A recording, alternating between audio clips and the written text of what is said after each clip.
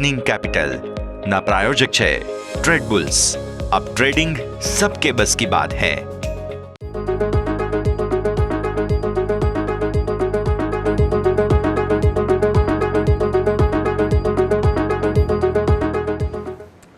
Good morning સ્વાગત આપનું opening કેપિટલમાં। હું યશ આપની સાથે। ફ્રાઈડે ફરી એકવાર વીકેન્ડ આવી ચૂક્યું છે। આ અઠવાડિયે ઘણા લોકો સેલિબ્રેટ કરતા જોવા મળશે, ઘણા લોકો દુઃખી હશે। જે કોલ રાઇટર્સ હતા ગઈકાલના તે બધા દુઃખી હશે, પણ આજે ફરી એકવાર ફ્રેશ મૂડ સાથે ભારતીય માર્કેટ્સ રેકોર્ડને નજીક જ ખુલવાના છે। આવી સ્થિતિમાં શું સેટઅપ બની રહ્યું છે ચર્ચા કરીશું। પહેલા હેડલાઇન્સ તો જોઈ લઈએ। ગ્લોબલ બજારથી સારા સંકેતો। યુરોપિયન સેન્ટ્રલ બેન્કે આ વર્ષે બીજી વખત 25 બેસિસ પોઈન્ટ્સનો કર્યો ઘટાડો। ગઈકાલે અમેરિકન માર્કેટ્સમાં ડાઉ 230 અંક, નાસ્ડેક 1% મજબૂતી સાથે બંધ થયા। ગિફ્ટ નિફ્ટીથી મજબૂત ઓપનિંગના સંકેત। ડાઉ ફ્યુચર્સ 50 અંક ઉપર। એશિયન માર્કેટમાં પણ મજબૂતી સાથેનું જ ઓપનિંગ।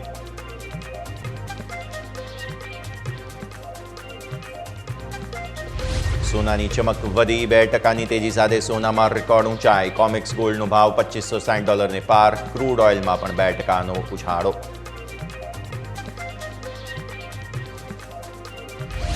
ભારતમાં ઓગસ્ટમાં રિટેલ મોંઘવારી વધી। ખાવા પીવાની વસ્તુઓની કિંમત વધવાથી મોંઘવારી 3.5%થી વધીને 3.65%।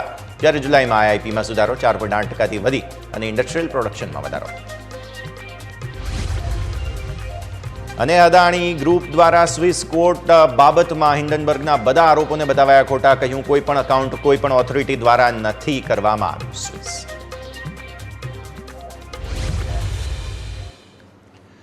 આવો જઈએ અમારા ઇન્ટરેક્ટિવ વોલ પર, સમજીએ ભારતીય માર્કેટ્સનું આજનું સેટઅપ તો ક્લિયર છે। તેજીની ચાલ જે ગઈકાલે હેવી શોર્ટ કવર થયા હતા તમારા, છેક 25,000 નીચેથી તમે ઉપર 25,433 સુધી ગયા હતા। એટલે આજે જબરદસ્ત જમ્પ જોવા મળ્યો છે। એમાં હવે થોડું રિટ્રેસમેન્ટ આવે છે કે નહીં, પહેલો સવાલ। બીજો સવાલ કે આ રિટ્રેસમેન્ટ આવ્યા બાદ શું થાય છે? આપણે અત્યારે ફિલહાલ ગિફ્ટ નિફ્ટી જે છે તે થોડું એવું ફ્લેટિશ પોઝિટિવિટી બનવાના ચાન્સીસ છે। તો ગઈકાલે રેકોર્ડ બન્યા બાદ જે નીચે આવ્યા આપણે, ત્યાંથી શું થશે? આ બધા જ સવાલોના જવાબો મેળવવાની કોશિશ કરીએ। આવો સૌથી પહેલાં તો વિદેશી રોકાણકારોએ ગઈકાલે કેટલું શોર્ટ કવર કર્યું છે, આવો જરા જોઈ લઈએ। સૌથી પહેલાં કેશ માર્કેટમાં આટલા સમયથી તમે જોતા હતા કે વોલ્ટિલિટી રહેતી હતી, ક્યારેક ખરીદે ક્યારેક વેચે। ફાઇનલી 7,695 કરોડ રૂપિયાનું હેવી ખરીદદારી તમને કેશ માર્કેટમાં જોવા મળી। ડીઆઈઆઈઝ હજુ પણ નર્વસ છે। વેચવાલી કરી તેમણે 1,800 કરોડ રૂપિયા આસપાસની। 2,579 કરોડના ફ્યુચર્સ ખરીદવામાં આવ્યા છે, જેમાં નિફ્ટીના ફ્યુચર્સ 2,053 કરોડ રૂપિયા, 460 કરોડના બેંક નિફ્ટીના ફ્યુચર્સ ખરીદાયા। અને અહીંયા તમે જુઓ મિડ કેપ અને ફિન નિફ્ટીના આંકડા બંનેમાં થોડી ખરીદદારી થઈ, પણ ગઈકાલે સ્ટાર પરફોર્મર તો નિફ્ટી જ હતો, ફોકસ નિફ્ટી પર જ હતું। એટલે આ સ્થિતિ પર તમને ઓવરઓલ જોવા મળે છે કે કેશ માર્કેટમાં ખરીદદારી થઈ, ઇન્ડેક્સ ફ્યુચર્સમાં ખરીદદારી થઈ। હવે આવો FII2 ઇમેજ પર 50,469 કરોડનું ઓપ્શન્સનો કારોબાર। સ્વાભાવિક તેમાંથી 53,000 કરોડ રૂપિયાને આપણે માઇનસ કરી દેવા પડે, કારણ કે તમારી મેજર પરિસ્થિતિ અહીંયા એક્સપાયરીના દિવસની હતી અને જે શોર્ટ કવર થયા એમાં આમનો પણ મોટો હાથ હતો। તો આવી સ્થિતિમાં આ ભૂલી જાઓ। હવે નેટ સેલિંગ થાય તો તમે આ પરિસ્થિતિમાં જુઓ ને, તો કેમ કે પહેલાં 2,784 કરોડનું સેલિંગ થયું છે ઓપ્શન્સમાં બેંક નિફ્ટીમાં, 92 કરોડનું ઓપ્શન્સનું સેલિંગ થયું છે મિડ કેપ સિલેક્ટમાં, અને ફિન નિફ્ટીમાં તમે જુઓ તો અહીંયા પણ તમને સેલિંગ જ જોવા મળશે। સો અલ્ટિમેટલી તમે બેંક નિફ્ટી જુઓ, ફિન નિફ્ટી જુઓ, મિડ કેપ જુઓ, આ બધામાં જ સેલિંગ છે। બસ ખાલી નેક્સ્ટ 50માં થોડી ખરીદદારી। એટલે ઓપ્શન્સ સાઈડ આપણે નેટ સેલિંગ જોઈ રહ્યા છીએ। અલ્ટિમેટલી તમે આ 53,000ને માઇનસ કરી દો તો અહીંયા ખાસ સેલિંગ તમને ઓપ્શન્સમાં જોવા મળે છે। અને સામે તમે જુઓ છો ફ્યુચર્સમાં લોંગ ગયા, કેશમાં લોંગ ગયા। પરિસ્થિતિ આપણી જે મેજર કમ્પ્લેન હતી તે ગઈકાલે પૂરી થઈ કે સ્ટોક ફ્યુચર્સની અંદર તમે શા માટે વેચીને જઈ રહ્યા છો? આટલા દિવસથી એવું તો શું થઈ રહ્યું છે? ફાઇનલી એમણે ગઈકાલે ખરીદદારી કરી લીધી 15,023 કરોડ રૂપિયા આસપાસની। અહીંયા તમે જુઓ સ્ટોક ઓપ્શન્સમાં જે હેજિંગનો ટૂલ હોય છે, એટલે આ સેલિંગને હું બહુ મહત્વ નહીં આપું। ગઈકાલે નેટ તેમણે સ્ટોક ફ્યુચર્સ ખરીદ્યા છે, એના પર જ આપણું વધારે ફોકસ રહેશે। તો અલ્ટિમેટલી તો એવું જોવા મળે છે કે તેજીની ચાલ કાયમ છે, કોઈ ટેન્શન નથી।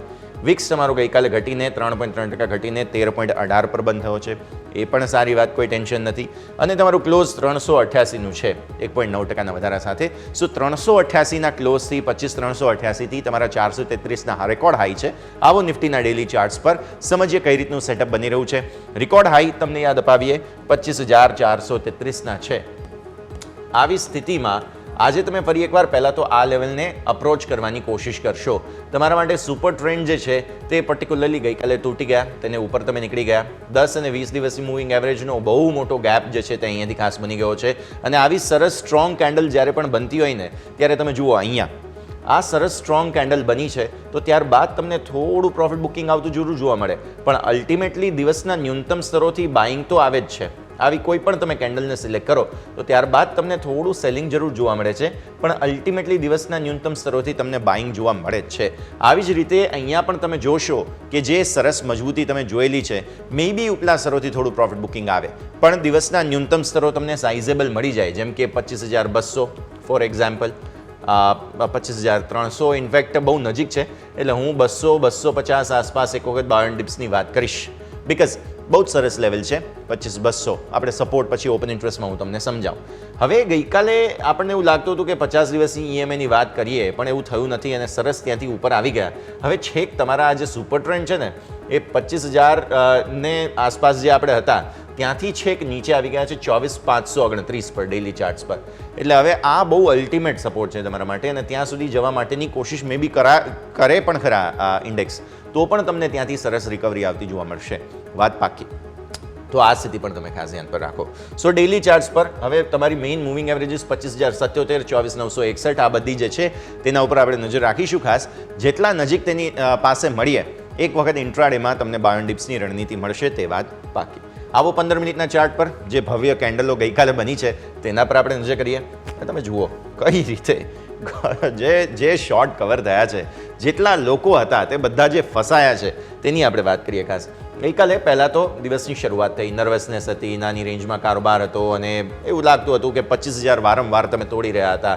25,000નું લેવલ એટલી વખત તોડ્યું પછી એને નીચે સતત કારોબાર હતો. હું તમને બતાવું ક્યાં હતો 25,000. આ છે તમારા માટે 25,000. તમે જુઓ દિવસના કેટલો સમય માટે તમે 25,000ની નીચે કામકાજ કર્યું, અને પછી એવું થયું કે એક એવો ઝટકો અહીંયાથી આવ્યો. એક વખત શોર્ટ ટ્રિગર થવાની શરૂઆત થઈ, શોર્ટ કવરિંગ ઇનફેક્ટ ટ્રિગર થવાની શરૂઆત થઈ. તમે પહેલાં જ શરૂઆતમાં સીધા 25,200 પર આવી ગયા હતા. 25,000થી 200 પછી શું થયું? આ શોર્ટ કવરિંગ ફર્ધર ટ્રિગર થયું, કેમ કે તમને યાદ હોય તો 25,000 પર, 25,100 પર, 25,200 પર આ ત્રણ જગ્યાએ જ લગભગ બધું મળીને 5 કરોડ કોલ રાઇટર્સ ઊભા હતા. બધાએ એવું નક્કી કરેલું હતું કે ભાઈ 25,000ને ઉપર જવા જ નથી દેવું, અને આવી સ્થિતિમાં એક શોર્ટ કવર ટ્રિગર થયું, બધા જ જે છે તે ડોમિનો ઇફેક્ટમાં ફસાતા ગયા અને એના કારણે 200 પર તમે આવી ગયા. 200 પર પણ અટક્યા નહીં, કેમ કે આ બધા જ કોલ રાઇટર્સ ફસાઈ ગયા હતા. બધાની ઈચ્છા હતી કે જે કોલ છે 25,000, 25,100, 200 આ બધાના ભાવ ઝીરો થાય, અને એવું થઈ પણ રહ્યું હતું. પણ પછી અચાનક જે કાસ્કેડિંગ ઇફેક્ટ શરૂ થઈ, એક પછી એક ડોમિનો ઇફેક્ટ જે શરૂ થઈ, તેના કારણે પહેલાં 200 આવ્યું, પછી 300 આવ્યું, પછી 400 આવ્યું, અને એમાં પણ ઉપર 33ના હાઈ બન્યા.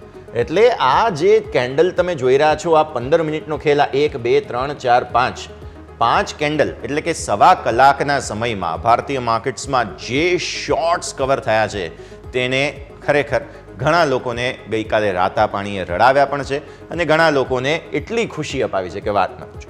પણ મોટા ભાગે જે સેલર્સ છે, જે મંદી બાજુ બેઠા હતા, તે બધા ફસાયા. આવી સ્થિતિમાં હવે જે આગળની પરિસ્થિતિ છે તે બહુ જ રસપ્રદ. તમારી 10 દિવસની ઈએમએ અહીંયા જે છે તે 251 થાય છે.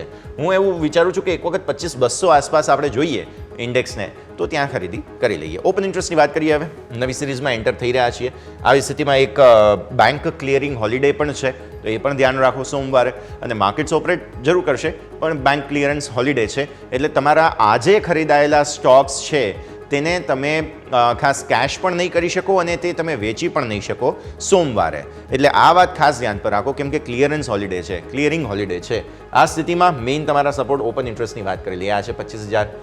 પછી તમારા માટે અહીંયા 25,200ની આપણે વાત કરી કે અહીંયા આગળ આવે તો એક વખત ખરીદી કરી લઈએ. પછી તમે આવો અહીંયાથી કોલ રાઇટર્સનું ક્યાં જગ્યા જોવા મળી રહી છે. 400 પર કોલ રાઇટર્સ છે, અને 500 પર છે. એટલે આ કોલ રાઇટર્સ હવે ફરી એકવાર થોડું પ્રોફિટ ગઈકાલના જે બધું ધોવાણ થઈ ગયું છે તો આવી સ્થિતિમાં કોશિશ કરશે. અહીંયા રેઝિસ્ટન્સ ક્લિયર કટ છે, બહુ ઉપર જવા માટેના અત્યારે ફિલહાલ ચાન્સ નથી. મામૂલી મજબૂતી સાથે ખુલ્યા બાદ શરૂઆતમાં તો એક રિએક્શન આવશે જ, એટલે જેટલા 200 નજીક તમે ખુલો છો ત્યાંથી એક વખત ખરીદારી કરવાના સપોર્ટ અહીંયા આપણને બનતા જોવા મળી રહ્યા છે. આ છે ઓવરઓલ ઓપન ઇન્ટરેસ્ટનું સેટઅપ. બીકોઝ ગઈકાલે જ તમે જુઓ ને તો અહીંયા 200માં 100માં અને આ 300માં પુટનો સપોર્ટ સારો આવેલો છે. આ નીચે જે તમે જુઓ છો નાનકડી કેન્ડલ્સ એ બધી એડિશન છે ગઈકાલની અને આ ટોટલ ઓપન ઇન્ટરેસ્ટ છે. સો અલ્ટિમેટલી ઓલમોસ્ટ 50 લાખ આસપાસનો હોય તો તમારો અહીંયા 25,000 પર છે જ અત્યારે ફિલહાલ, બધા ઊભા જ છે રાહ જોઈને. તો આ સ્થિતિમાં એ સપોર્ટને ખાસ તમે ધ્યાન પર રાખો. હવે આવો બેંક નિફ્ટી પર. ગઈકાલે નિફ્ટીની એક્સપાયરી હતી અને તમને યાદ હોય તો પરમ દિવસે બુધવારે એવું લાગતું હતું કે નિફ્ટીની એક્સપાયરી છે, હતી બેંક નિફ્ટીની. અને ગઈકાલે તમે જોયું હોય તો બેંક નિફ્ટીએ પણ એટલી જ સરસ મૂવ આપી નિફ્ટીની સાથે સાથે.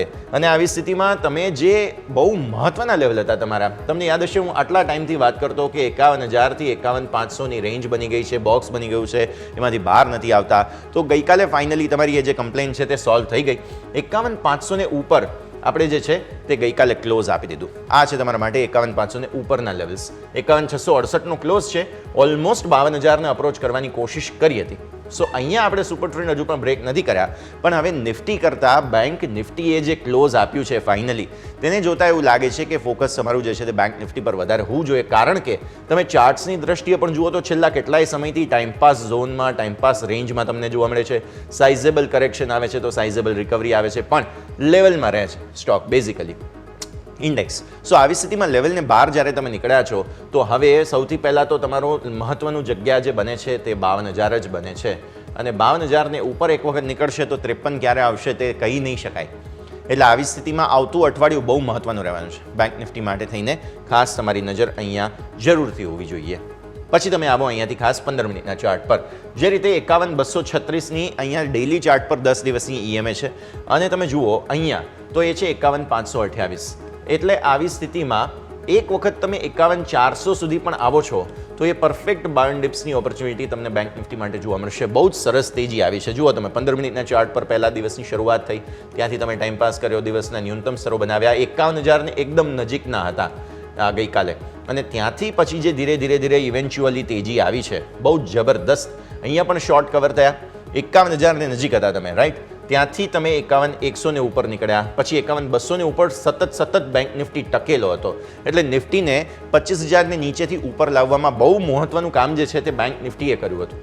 ત્યારબાદ ધીરે મજબૂતી આવી, શોર્ટ કવર થયા. 51,500ને ઉપર તો તમે ઓલરેડી નીકળી ગયા હતા અને પછી છેક 51,900ને અપ્રોચ અહીંયા કર્યો છેલ્લે. એટલે 51,900 સુધી બેંક નિફ્ટી ગયો અને પછી 668નો ક્લોઝ છે. એટલે જેટલા પણ 51,400ને નજીક તમે આવી જાઓ એક વખત ત્યાં બાઇંગ કરી લો. આવો ઓપન ઇન્ટરેસ્ટની વાત કરી લઈએ. ગઈકાલે જે શોર્ટ્સ કવર થયા છે તે બધા અહીંયા પણ થયા છે. ઓપન ઇન્ટરેસ્ટમાં તમે જુઓ છો હવે બહુ જ સરસ સપોર્ટ 51,000 બની જ ચૂક્યો છે. આવી સ્થિતિમાં એ તમે ધ્યાન રાખો. 51,200 અને 500 આ બધા જ સારા સપોર્ટ છે. હું એટલે જ કહું છું કે એક વખત અહીંયા આગળ તમને જો જગ્યા મળે, બાય ઓન ડિપ્સની રણનીતિ પરફેક્ટ બેસે છે. 500-450 આસપાસ પરફેક્ટ જગ્યા છે જ્યાં તમે ખરીદારી કરી શકો છો. ઉપર હજુ એક રેઝિસ્ટન્સ જરૂર છે 52,000નો. એ આસાનીથી ક્રોસ કરશે નહીં, પણ હવે એક સ્ટીમ મળી રહ્યો છે. HDFC બેંક પણ મૂવ ફાઇનલી થઈ રહ્યો છે. ICICI bank, axis bank, Kotak bank આ બધામાં ધીરે થોડી મૂવ આવી રહી છે. આવી સ્થિતિમાં પોસિબલ છે એક વખત કે તમે 52,000ને ક્રોસ કરો. એટલા માટે બેંક નિફ્ટીમાં વધારે પોઝિટિવિટીના ચાન્સીસ છે. કોલ કઈ રીતે ટ્રેપ થયા ગઈકાલે જોઈ લઈએ. OI ચેન્જ બતાવી દઈએ તમને. એક પછી એક બધી જ સ્ટ્રાઇક તમે જોશો અહીંયા 51,000થી 51,100, 200, 300 અને આ 500 400 છે અહીંયા. એટલે 500 સુધીના તમે બધા જ કોલને નીકળતા જોયા. પુટમાં ગઈકાલે બધામાં બહુ જ સરસ સપોર્ટ આવ્યો. ગઈકાલે કોલ રાઇટિંગ 51,700 પર થોડું થયું છે અને પછી આ 52,000 પર થોડું કોલ રાઇટિંગ શિફ્ટ ત્યાંથી નીકળીને બધા અહીંયા એડ થતા જોવા મળ્યા છે. તો આ સ્થિતિમાં પરફેક્ટ જે જગ્યા બેસે છે તે 51,400ને નજીકની બાય ઓન ડિપ્સની ઓપોર્ચ્યુનિટીની બેસતી જોવા મળી રહી છે, જેની આપણે વાત કરી. તો હવે નિફ્ટી બેંક નિફ્ટી બંનેની વાત કરી લીધી છે. ક્વિક બ્રેકનો સમય. બ્રેક બાદ આપણા એક્સપર્ટ આપણી સાથે જોડાશે, ચર્ચા કરીશું તેમની સાથે માર્કેટના સેટઅપની અને મારા સહયોગી યોમિક આપણી સાથે જોડાશે. સ્ટોક સ્પેસિફિક વોચ લિસ્ટ સમજીએ બ્રેક બાદ.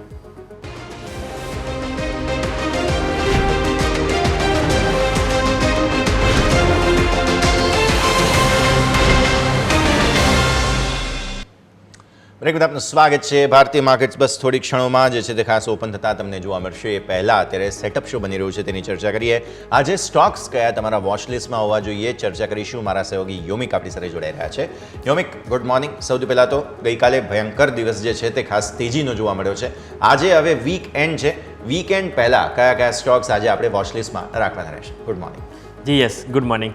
આજના સ્ટોકની સૌપ્રથમ શરૂઆત કરવા માંગીશ તો પતંજલિ ફૂડથી કરવા માંગીશ.